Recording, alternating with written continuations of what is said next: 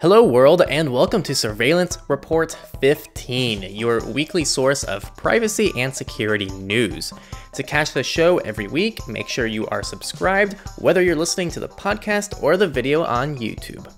Today's Surveillance Report is featuring ProtonMail, one of the most reputable, privacy-based email providers on the market with an excellent track record, even being recommended by PrivacyTools.io. If you want simple email security and privacy, check out ProtonMail using our link in the description. It's a great service. This week's news is very short since our last report came rather late on Wednesday. We'll cover company news, including facial recognition and some drama related to the Internet Archive. Research revolves around light bulbs. Politics were China heavy with some other news in the US and the Netherlands, and our Misfits include some students with BB guns and a lot of football fans. That one's fun. So let's go ahead and start, as always, with company news. Facial recognition has been a hot word this week as Amazon has announced it's pausing police use of its facial recognition technology for 1 year. Amazon has previously defended their use of the tech, more or less denying its problems, but have partially caved from pressure likely caused by recent George Floyd protests in the United States. Amazon has said, quote, "We hope this 1 year moratorium might give Congress enough time to implement appropriate rules, and we stand ready to help if requested." IBM and Microsoft have also made similar moves, announcing they will be, quote, limiting the use of facial recognition systems to police departments until there is more federal regulation. As nice as it is that these companies are evaluating the issues involving less accuracy with facial recognition used on people of color, it doesn't seem like these halts are out of privacy concerns. So looking at this from a strict privacy perspective, it doesn't seem like this was any concern behind these actions, unfortunately. The Internet Archive aims to be an online library, digitizing millions of web pages, movies, photos, recordings, programs, and books that might otherwise disappear in history. Unfortunately, 4 major book publishers have responded to the Internet Archive's book offerings by suing them. If they are successful, the nonprofit archive could go bankrupt. The publishers don't seem to be concerned with the effects on the entire archive, despite only being affected by its book library. I'll confidently say, screw book publishers and how DRM is handled on digital books. If I legitimately buy an ebook, I should have the same rights to do what I want with the book like I do a normal physical book, like sharing it with my friends or reading it on a device that isn't normally supported by whatever account I purchased the ebook from. But this isn't the case at all. There is no user control over ebooks. Book publishers in general are vultures, so let's hope this doesn't unfairly take down the entire Internet Archive. There does seem to be a lot of people aiming to both back up and replace the Internet Archive in the event it is shut down, so that is quite reassuring. That's all we had this week for companies, so yeah, it was very simple. Let's go ahead and move on to research, which only had 1 article. The Lamp phone is a real-time passive sound recovery from light bulb vibrations. What is that? It essentially allows for audio eavesdropping with an optical sensor which analyzes a hanging light bulb's frequency response to sound. The reason this works is because fluctuations in the air pressure on the surface of the hanging bulb in response to sound can cause the bulb to vibrate ever so slightly, which can be exploited by eavesdroppers to recover speech and singing, passively, externally, and in real time. This is absolutely insane and goes to show that when there's a will, there's a way. There is almost nothing that can't be used to identify you. It just comes down to how much time and energy someone has to spend. That was the only research article, but I like to think it was quite interesting, so let's go into politics. China was the main headline this week. First, Zoom has complied with Chinese authorities to block the accounts of several US and Hong Kong-based Chinese activists for holding events commemorating the anniversary of the 1989 Tiananmen Square massacre in China. This ties with previous scrutiny of Zoom's ties to China and how it could affect its users.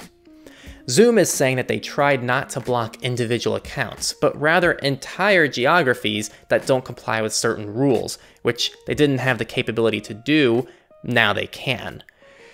This is all solving the entirely wrong problem, as people don't want companies caving into government demands created to silence citizens. Not that they blocked the individual accounts, that's not really the concern here. On a similar note, Pocket Casts and Castro, two podcasting apps, both refused to comply with restrictions on their content at the request of Chinese authorities. So, Apple stepped in and did it for them by removing the apps altogether on that Chinese app store. Apple has a notorious history of enabling strict censorship within China, as well as many other companies around the world. If you ask me, there should be a lot more accountability on these companies to hold their values and not succumb to enabling arguably violations of human rights outside US borders to maintain their persistent profits, right? So values over profits, but not many companies actually take that to heart. To come back within US borders, police departments around the country have been utilizing another new nifty surveillance software called BriefCam, which utilizes facial recognition and surveillance video analysis. This has the ability to offer surveillance on protesters and enforce social distancing without the public knowing. And if you watch the demo video, it's actually really cool. It can filter things over the course of hours of footage, like red pickup trucks or women with backpacks. It's like the Google Photos searching feature, but for surveillance videos and facial recognition. As cool as it is, it's super scary and being implemented with little oversight, sparking a lot of concerns and calls for the technology to be halted. If you have a few extra minutes, I would go check out their YouTube channel. They have lots of demos that are pretty scary to watch that apply to cars driving on the road to retail stores.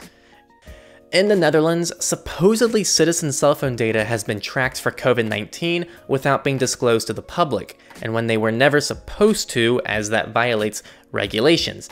This article was written in Dutch, so I hope I cover this correctly. There has been a bill passed now which allows this data collection legally, but it seems the tracking was taking place before that was passed. Again, I would read this yourself if you're Dutch, since I may have misunderstood some of the article through the translation.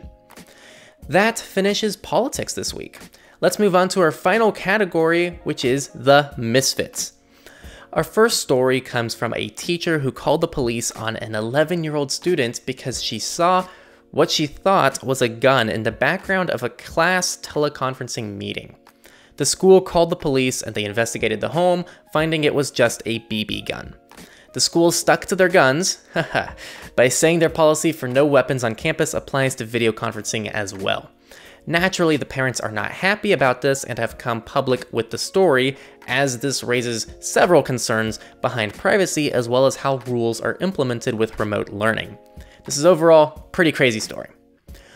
Our final Misfit and final story of the week is apparently on New Year's Day 2020, during the Rose Bowl football game in Pasadena, California, fans were being watched as they entered the stadium by facial recognition systems in place by an ad tech company called VSB LTY. Visibility without the eyes, just Big Brother eyes instead. This was obviously never disclosed, people were never aware or suspected anything, and there were 30,000 points of data of how attendees looked at advertisements, their gender and age, as well as an analysis to try and identify weapons or whether they were on a watch list of suspicious persons. Of course, this is fully legal and has no consequences, as we are in the United States, which has little to no regulation over user privacy. This is a perfect story demonstrating why the fight for privacy is so important, as where is the line drawn? At what point will you be flagged at your child's soccer game because of similar technology being implemented there? How about your home, your school, all without disclosure or your consent? This is a serious problem, and that is where we'll leave off the surveillance report this week. If you liked this episode, make sure to give us a positive rating on the podcast or give us a like on the YouTube channel. Make sure to subscribe to catch next week's report to keep up with security and privacy news. As always, a major shout out to our patrons who support our work to spread privacy and security to the masses. Thank you so much. Lastly, don't forget this episode is brought to you by Proton Mail. So if you're looking for an easy, simple method for private and secure emails that you can send to anybody, even if they don't use Proton Mail, that's still encrypted, check them out in the description. They're a great service and it's something I use day to day, as well as many other privacy advocates. Thanks for watching, everybody, and I'll see you next week.